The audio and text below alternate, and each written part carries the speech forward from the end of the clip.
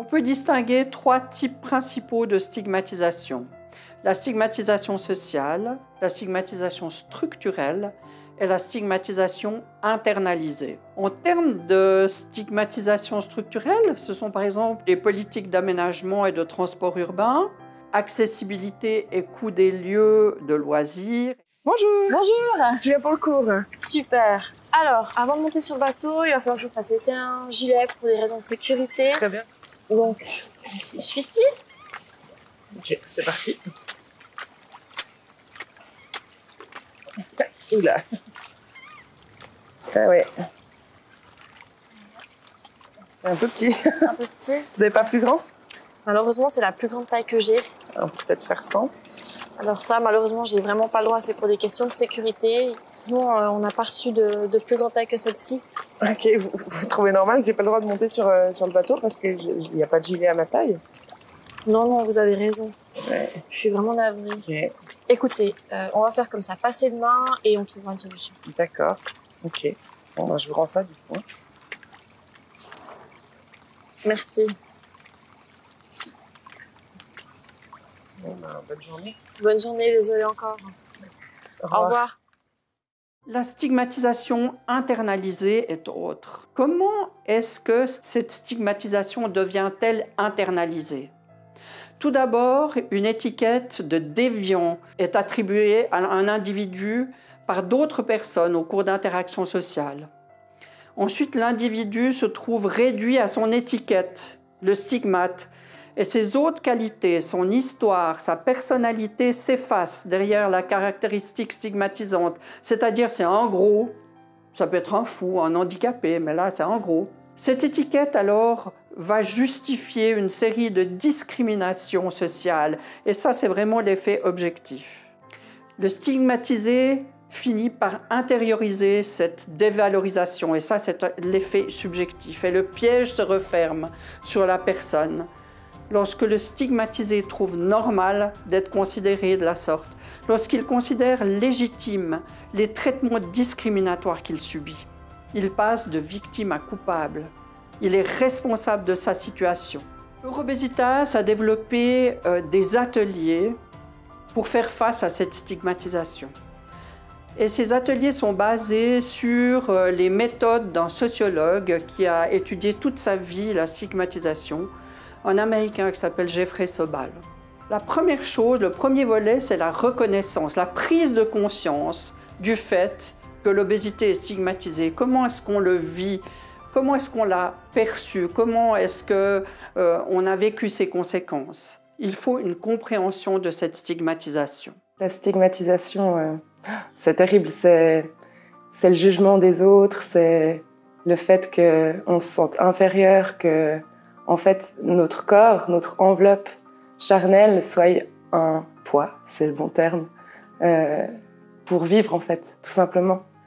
C'est se sentir mal à l'aise face aux gens et se sentir jugé. Ce qui a été le pire pour moi, c'est vraiment la stigmatisation avec les gens que j'aime, parce que c'est vrai qu'on n'a qu'une envie, c'est d'être parfait. Chaque situation de la vie fait qu'on se sent stigmatisé, que ça soit à l'extérieur, que ça soit tout le temps. Mais vraiment, pour moi, ce qui est le plus peinant, c'est vraiment avec les gens que j'aime. On a vraiment envie, en fait, de tout faire pour être encore plus aimé. Même s'ils pensent vraiment faire ça pour notre bien, ça fait tout le contraire. Et c'est ça qui est hyper déstabilisant et hyper compliqué à gérer. Ce qui était compliqué, par exemple, à l'adolescence, c'était avec mes copains d'école, mes amis, parce que c'est cette construction-là qui est la plus importante à cet âge-là. Et puis, d'avoir le sentiment de ne pas être accepté, de se faire traiter de grosse, avoir le sentiment vraiment d'être jugé juste par notre enveloppe et non pas ce qu'on a à l'intérieur. Est-ce qu'on peut donner? Enfin, c'est terrible. Culpabilité, le sentiment d'être une mauvaise personne, de ne pas savoir se gérer, peut-être même d'apporter du dégoût, enfin, que les gens ne sont pas fiers de toi, enfin, peut-être effectivement aussi un manque d'amour. Le deuxième volet, c'est la préparation et l'anticipation des contextes et des personnes impliquées dans la stigmatisation. On va se préparer aux actes stigmatisants. En fait, le patient va devenir proactif au lieu d'être réactif. Alors, donc le thème d'aujourd'hui, c'est la discrimination et on aimerait pouvoir discuter et s'entraîner à faire face aux situations discriminantes que vous avez vécues ou que vous redoutez. Est-ce que l'une d'entre vous a une situation récente qu'elle a vécue, qu'elle serait d'accord de partager? Oui, avec plaisir. C'était tout simplement un repas avec ma maman où, en fait, j'avais mangé ma première assiette et puis j'ai voulu me resservir. Et elle m'a dit « Mais tu penses pas que c'est déjà assez ?» Ok. Et ça, comment tu t'es sentie? Honteuse, pas bien. Et comment tu as réagi? C'était compliqué. Ça s'est lu dans mes yeux. J'ai pas grand-chose qui est sorti, en fait. Voilà, je savais pas trop quoi dire, mais elle a senti que j'étais pas bien. Et qu'est-ce que tu as fait? Je me suis resservie. Et puis, j'ai mangé, mais c'était plus du tout le même plaisir. Donc, tu as réagi en disant rien à sa remarque, en réagissant dans le regard et en te resservant quand même. Qu'est-ce que tu aurais voulu? J'aurais voulu lui dire ce que je ressentais. Et comment tu aurais pu l'exprimer? C'est ça qui est difficile. C'est un tel mélange d'émotions que c'est super compliqué. Est-ce que vous auriez des suggestions à lui faire sur comment réagir? Que dire? C'est que j'imagine qu'elle fait ça pour ton bien. Et peut-être aussi que tu pourrais lui dire que t'aimerais qu'elle te laisse faire comme tu veux puis qu'elle te fasse confiance. Puis qu'il y a aussi une part d'empathie de sa part. Et qu'elle est peut-être aussi maladroite dans ce qu'elle te dit. Je vous propose qu'on s'entraîne en jeu de rôle maintenant pour que tu puisses essayer d'utiliser cette phrase et voir ce que ça fait. Parfait. Ok. Alors, moi je fais la maman, tu joues ton propre rôle? Tout à fait. Ok. T'es sûre que c'est une bonne idée de te resservir? Écoute, je me sens un peu blessée par ta remarque. J'imagine bien que tu me dis ça pour mon bien, mais je préférais vraiment que tu me dises rien et que tu me laisses gérer mon alimentation aujourd'hui comme je l'entends. Merci. Est-ce que quelqu'un d'autre a une situation récente qu'il a vécue qui serait d'accord de partager pour qu'on la travaille? Moi, j'aurais une situation, c'est dans un magasin d'habits. Je rentre pour faire du shopping. Et là, la vendeuse, elle me dit clairement qu'il n'y a pas ma taille. Okay. Donc moi, je suis choquée à ce moment-là, je ne sais pas quoi faire. Et je suis blessée aussi de ça. Ok. Et du coup, qu'est-ce que tu as fait? Du coup, j'ai tourné un petit peu dans le magasin, j'ai essayé de chercher quelque chose d'autre et après, je suis partie. Comment est-ce que tu aurais voulu réagir? C'est ça qui est difficile pour moi, c'est de dire que je suis choquée sans blesser la personne. D'accord. Est-ce que vous avez des suggestions? Tu pourrais peut-être lui dire que tu aimerais simplement qu'elle te dise bonjour. Oui, et puis qu'elle te laisse faire ton shopping. On s'entraîne? On le fait en jeu de rôle? Ok, alors on va essayer de le jouer en jeu de rôle. Je joue la vendeuse, tu joues ton propre rôle et tu essayes de dire ça. Bien. C'est pas la peine d'entrer. N'allez pas plus loin, j'ai pas votre taille. Je n'imaginais pas que vous puissiez me dire ça. Je suis choquée. J'aurais préféré que vous puissiez me dire bonjour et me laisser faire mon shopping. C'est très bien. Bravo. Le troisième volet, c'est la réaction. Et cette réaction, elle va pouvoir s'exercer dans la vie, la vraie vie, en face d'événements stigmatisants.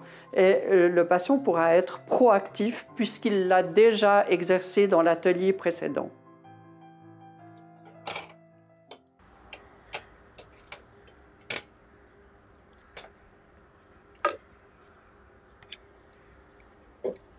T'es sûr?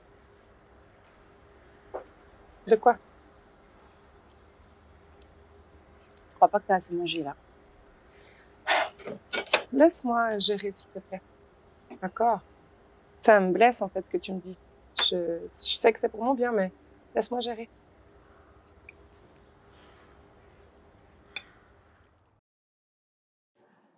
Bonjour. Bonjour madame.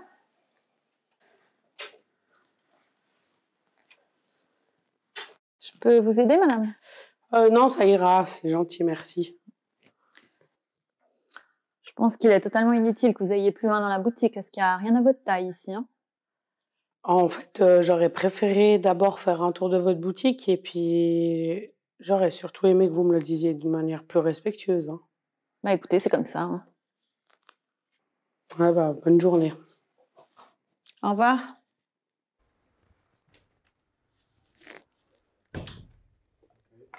Le 4e atelier, c'est vraiment la réparation des problèmes résultant de ces actes stigmatisants, généralement avec une psychologue, car on ne sort jamais indemne de ces situations, même si on a réagi de manière tout à fait idoine.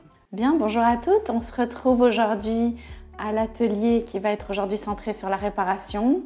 Donc vous avez toutes vécu votre situation où on s'était entraîné pour préparer vos réponses.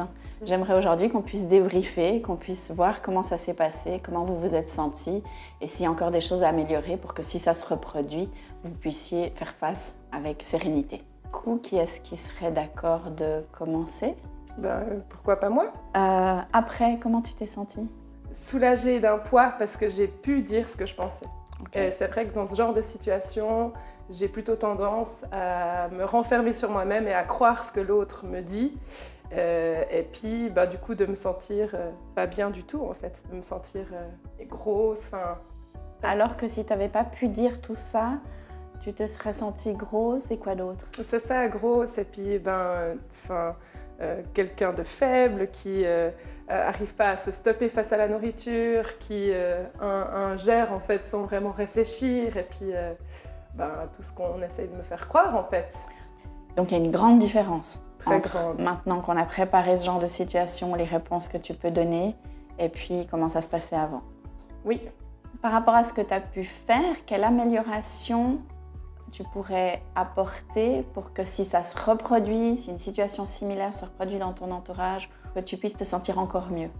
Que j'ai plus confiance en moi. J'ai senti que j'ai dû énormément me pousser, croyant vraiment, en disant stop, mais en le pensant réellement que c'est pour mon bien. Parce qu'on m'a tellement répété, il faut que tu apprennes à le faire, que du coup je crois que j'en suis pas capable.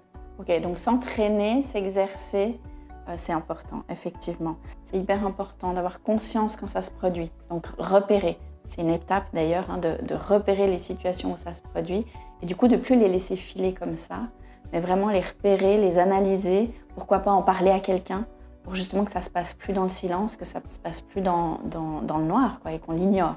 Donc au contraire, avoir conscience et puis aussi peut-être se rappeler la stratégie face à tout ce type de situation qu'on a déjà vu, c'est penser à dire son ressenti, donc du coup à rechercher son ressenti et puis à dire ce qu'on aurait voulu, ce qu'on aurait préféré. Et si vous gardez juste ces 2 points en tête, ça va vous aider à être plus systématique, puis effectivement, il n'y a plus que l'entraînement. On a bien travaillé, que c'est hyper bien et que maintenant, en fait, quelque part, j'ai envie de te dire, il faudrait que d'autres gens refassent la même remarque. C'est horrible, mais oui. pour que tu puisses t'entraîner à le faire. C'est ça. Elsa, c'est ton tour. Comment tu t'es sentie juste avant de réagir? Je me suis sentie choquée. J'étais choquée en fait de sa réaction et même des propos qu'elle tenait. Comment tu t'es sentie après? Parce que mon estime de moi-même, elle était au plus bas. Donc j'intériorisais beaucoup.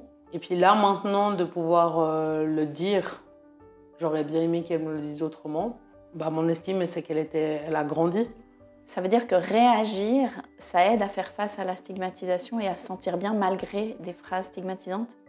C'est ça que tu dis? Et puis surtout en confiance avec moi-même, en fait. Et en confiance. Me dire qu'en fait, j'avais envie, c'est de le regarder, d'essayer. Est-ce qu'on peut améliorer quelque chose? Ça, je sais que c'est quelque chose à faire, ma manière de répondre. Ça veut dire, tu as l'impression que ta réaction était un peu agressive? Si j'allais plus loin, oui. Je pense que j'allais être plus agressive. Là, je me suis contenue dans le sens où je me suis dit, oui, ok, je suis choquée. Mais j'ai pu le faire grâce au fait que j'ai déjà vécu ce genre de situation. Clairement, je pense que cet exercice, il m'a fait du bien. Et il m'a donné justement mon estime de moi-même et une confiance en moi. Avant de faire l'atelier, j'avais pas. Ok. Et moi, je me demandais, même si une autre question, qu'est-ce que vous feriez à ma place? Je peux vraiment conclure que le fait de pouvoir réagir face à une remarque stigmatisante, ça permet de conserver l'estime de soi, d'éviter de culpabiliser, de se dévaloriser, d'avoir d'avoir une image négative de soi.